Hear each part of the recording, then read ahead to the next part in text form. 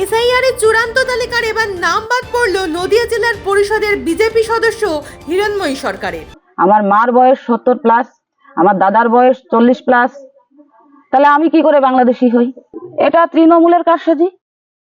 তার অভিযোগ, বিজেপি তার এলাকার পার্টি পাততে পারেনি, আর সেই কারণেই রাজনৈতিক প্রতিহিংসা করে তৃণমূল বিএলওদের দিয়ে তার নাম বাদ করিয়েছে। তার নাম বাদ দেওয়া সরাসরি অভিযোগ করেছেন রাজ্যের শাসক দল তৃণমূল কংগ্রেসের দিকে। ভোটার তালিকা থেকে তার নাম বাদ দেওয়ার মূল দায় চাপিয়েছেন ব্লক যুব সভাপতি সুশান্ত মণ্ডলের বিরুদ্ধে। হিরণময়ীর দাবি, তার দুই দিদির নাম চূড়ান্ত তালিকায় ঠিকঠাক থাকলেও শুধুমাত্র তিনি বিরোধী দল করেন বলে তার নাম এসআইআর তালিকা থেকে বাদ দেওয়া হয়েছে। হিরণময়ী দেবী এও জানান, নির্বাচন কমিশন ও এই প্রক্রিয়া কেন্দ্রের হলে রাজ্যে যে সমস্ত বিএলওরা রয়েছে তারা সকলেই রাজ্য সরকারের কর্মচারী, তাই রাজ্য সরকারের এই কর্মচারী দিয়ে বেছে বেছে যারা বিজেপি করে তাদের নাম চূড়ান্ত তালিকা থেকে বাদ দেওয়া হয়েছে। এসআইআর যখন শুরু হয়েছিল তখন আমার বাড়িতে এসআইআর ফর্ম দিয়ে গেছিল, আমি ফর্ম ফিল আপ করি, আমি জমা দিই। তারপর আমাকে হিয়ারিং এর নোটিশ ধরায়। আমার মনে হয় হিয়ারিং এর নোটিশ ধরিয়েছে আমার হাজবেন্ডের আমার ভোটার কার্ডে ওর মিডিল নেমটা কুমার নেই এবং ওর ভোটার কার্ডে কুমার আছে। এই কারণে আমার মনে হয় আমাকে এসআইআর এর নোটিশটা ধরায়। এসআইআর চালু হওয়ার পরে হিরণময়ী ও তার স্বামী দুইজনকে এসআইআর এর তলব করা হয়েছিল। স্বামীর নামে মাঝে কুমার দেওয়া ছিল, জটিলতা তৈরি হলেও সেই সমস্যা মিটে যায়, কিন্তু হিরণময়ী দেবীর নাম বাদ গেলে কিভাবে সেটা তিনি নিজেও জানেন না। যদিও এ বিষয়ে তৃণমূল ব্লকের যুব সভাপতি সুশান্ত মণ্ডলের বক্তব্য, আমরা চাই না যে কারোর নাম বাদ যাক, ওনার নাম বাদ যাওয়াটা অত্যন্ত দুর্ভাগ্যজনক। নির্বাচন কমিশনের সম্পূর্ণটা কেন্দ্রের, সেটা সকলেই জানে। এখানে আমরা নামে যদি অভিযোগ করে সেটা একেবারেই মিথ্যা এবং ভিত্তিহীন।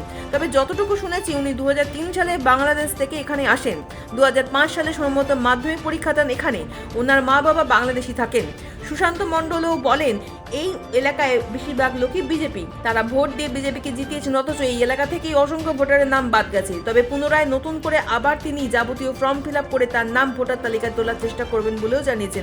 নাম কাটা গেছে, এটা সম্পূর্ণ নির্বাচন কমিশন, ভারতবর্ষ ইলেকশন কমিশন তার মতো যা গাইডলাইন সে মতো করেছে। কিন্তু আমরা নাম বাদ চলে যাওয়াতে আমরা খুশি নই, কারণ আমরা প্রত্যেকটা মানুষের জন্য আমরা লড়েছি যাতে কারোর বৈধ ভোটার নাম বাদ না যায়।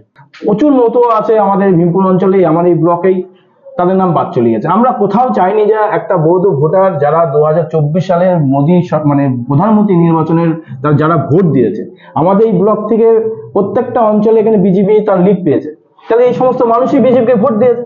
এই সমস্ত মানুষদেরকে নাম বাদ চলে যাচ্ছে, এবং কেন, এটা কেন হবে? আমাদের কোশ্চেন এরাই ছিল, কেন নাম বাদ যাবে? কিন্তু নাম বাদ দেওয়ার পিছনে একমাত্র চক্রান্ত বিজেপির চক্রান্ত, এটা সম্পূর্ণ তৃণমূলের চক্রান্ত, এবং তার সাথে সরকারি আধিকারিকদের ইমপ্রেস করে এটা ঘটিয়েছে।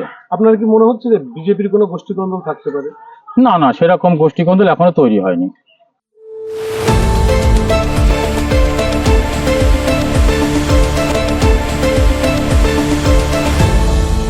আপনারা দেখছেন এই বেলা বাংলা, শিরোনামে সবার আগে।